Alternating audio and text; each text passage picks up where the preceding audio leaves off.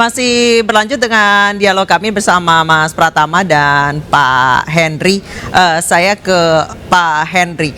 Sejauh ini apakah sudah akan dibuat, Pak, siapa yang bertanggung jawab atas keamanan data masyarakat? Karena sekarang memang tadi balik lagi, cita-citanya single identity, namun yang menjaga data keamanan masyarakat aja nggak ada. Tadi Mas Pratama juga mengatakan bahwa punishment ini sama sekali nggak ada, baru tertulis lisan doang. Padahal masyarakat yang terancam datanya itu bisa menjadi korban, karena sekarang kan NIK bisa jadi untuk pinjaman online.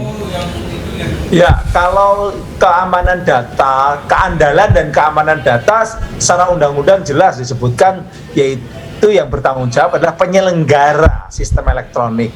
Penyelenggara itu banyak sekali, ada yang di swasta yang juga menggunakan data-data kita, termasuk data-data yang sifatnya spesifik kalau di swasta ya. Katakanlah seperti di Google, WhatsApp, itu data-data spesifik kita mereka kumpulkan, bahkan menjadi kekuatan yang namanya new oil itu.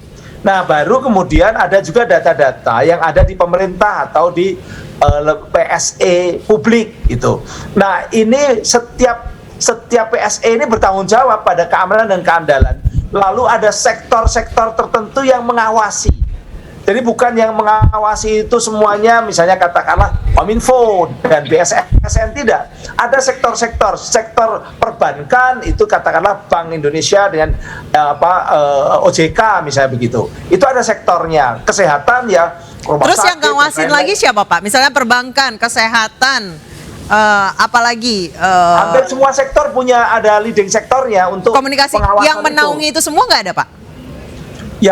Kalau yang menaungi semuanya itu memang sistemnya membuat tata kelolanya ya Kementerian Kominfo, tapi itu tata kelola regulator gitu ya. Tapi kalau untuk untuk keamanan masing-masing sektor itu ada masing-masing yang bertanggung jawab di situ.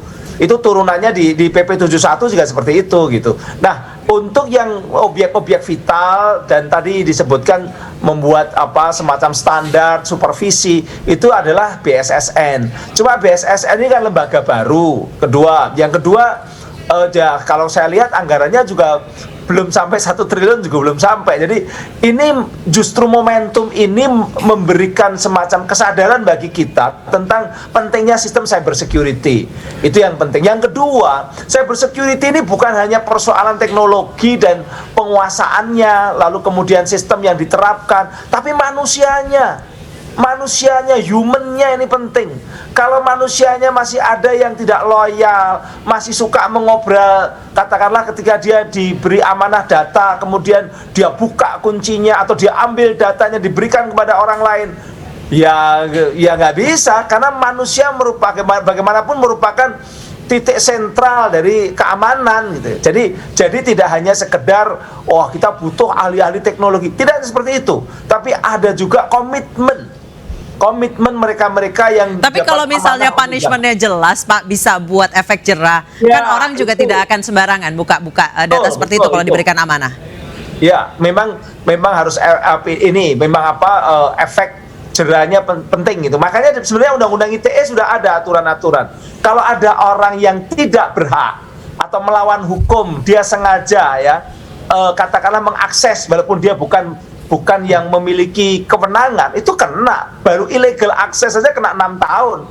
Kemudian ngambil data kena 7 tahun. Menerobos sistem keamanan dia kena 8 tahun.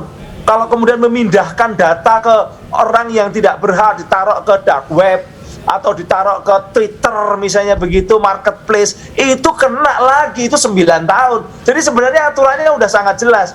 Cuma kalau ada yang main mata, nah itu lain lagi. Baik, Mas Pratama tanggapan ya, boleh?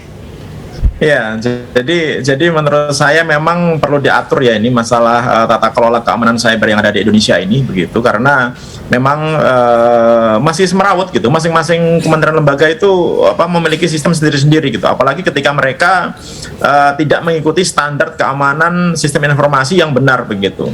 Dan ketika mereka melakukan pengadaan teknologi, pengadaan barang yang berhubungan dengan keamanan sistem, berhubungan dengan sistem yang ada di kementerian atau lembaganya gitu, kadang-kadang juga nggak tahu gitu yang penting bikin sistem yang bagus, hebat, enterprise, mahal gitu, tapi tidak ada sistem keamanannya gitu, sehingga akhirnya bisa sih dipakai gitu, apa tampilannya bagus gitu, tapi nggak aman sehingga gampang dicuri. Itu yang jadi masalah di Indonesia. Oleh karena itu memang ini menjadi masalah sih Mbak saat ini gitu. Kenapa? Karena memang tadi dibilang bahwa Badan Siber Sandi Negara gitu bertanggung jawab masalah apa standar keamanan informasi gitu. Tapi kalau standarnya nggak ada yang mau make, itu yang nggak ada gunanya juga gitu.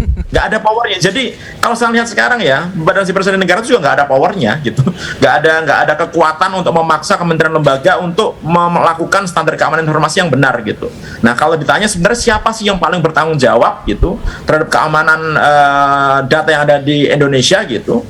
Ya sebenarnya kita kembalikan lagi nggak ada bertanggung jawab ya yang apa namanya memiliki sistem itu sendiri gitu. Karena apa? Karena nggak mungkin juga. Seharusnya seperti apa sih Mas Pratama untuk melindungi data-data masyarakat ini? Harus Mbak, ada lembaga khusus yang menaungi atau tidak? Susah loh. Sebenarnya nggak susah kita melakukan apa namanya pelindungan data pribadi itu gitu. Kita membuat sistem yang benar, kita memilih teknologi dengan tepat, dengan benar begitu ya. Contohnya misalkan kita pakai firewall yang benar, kita setting yang benar, kita pakai teknologi enkripsi yang benar begitu. Yang sebenarnya itu bisa dibeli teknologi gitu. Yang kedua adalah SDM. Tadi apa namanya Prof. Henry bilang SDM penting gitu. Sertifikasi SDM, kompetensi SDM. Nah di birokrasi Indonesia itu masalahnya adalah kadang-kadang menempatkan orang itu ngasal aja. Orang dari ekonomi ditempatkan di tempat IT gitu. Yang penting dia pangkatnya nyampe ke situ gitu. Orang nggak ngerti apa-apa di situ gitu. Baik, Mas Pratama terakhir. Dan ini bukan hanya level bawah ya, termasuk juga level pimpinannya gitu. Menempatkan orang yang tidak tepat pada apa namanya level pimpinan itu masalah bikin berantakan satu organisasi. Apalagi jika organisasi tersebut bertanggung jawab masalah keamanan cyber. Orang nggak ngerti apa-apa kok, nggak punya misi, mau ngapain gitu. Lembaganya mau ngapain gitu. Nah itu lebih bahaya lagi sebenarnya gitu. Mas Pratama terakhir singkat saja. Menurut Anda Bjorka ini murni hacker apa orang yang dendam? Menurut saya gabungan Mbak gitu. Jadi dia apa namanya bisa mencuri data, dia bisa ngumpulin data gitu, kemudian dia mengolah data tersebut gitu untuk membuat gaduh Indonesia. Baik, gitu. baik. Terima kasih Mas Pratama Persada, terima kasih Pak Henry Subiakto telah berbincang-bincang bersama kami di Newsroom. Selamat petang Bapak-bapak. Selamat petang Mbak Anis. Pemirsa TNI Angkatan Darat dan FND Simbolon akhirnya bersepakat damai. Informasi selengkapnya akan kami hadirkan usai jeda.